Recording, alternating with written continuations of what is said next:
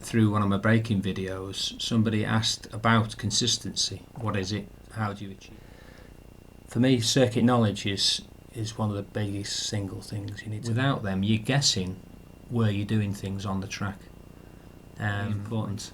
It stops you using your gut instinct. If you tend to start riding round in a loose rhythm, gradually. I've noticed a lot of riders, for instance, develop an inconsistency simply the way they accelerate.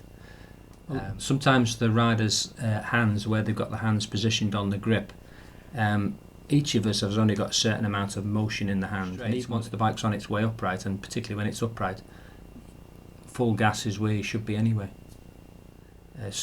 Lightly squeezing the brakes and slowly building that you're braking up. The problem with that is that the reference points are a nonsense, because as you pass that point, for argument's sake, you're doing 10,000 RPM. I would suggest keep it pretty simple. Having too much data can be very daunting and very confusing, to be honest. You can get 2 lap times which can be absolutely identical, but you can be actually much faster in one section than another. This 7R, for instance, here, beautiful bike, absolutely no data recording whatsoever.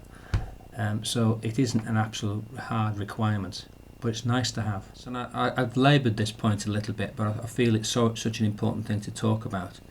Long before the rev limiter have actually stopped producing the peak power, and you're on a downward slope of power then. The bike's actually, even though it means even avoiding a feature, a depression in the circuit which upsets the bike, might be the perfect line. Is repeat it and see if you can generate the same sensation.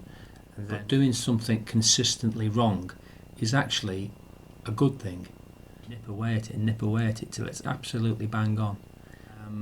People who chase a particular lap time get demoralised quite quickly. They'll start looking at the timesheet and they'll Cascades down to Island Bend, Shell Oil into Folkestone Chicane. Almost everyone will have either a bogey part of the circuit or nothing worse than sort of dawdling up to something and then trying to run at it, because you're going to get it different each time. From just $1, that's 75 pence a month, less than a litre of milk or a loaf of bread.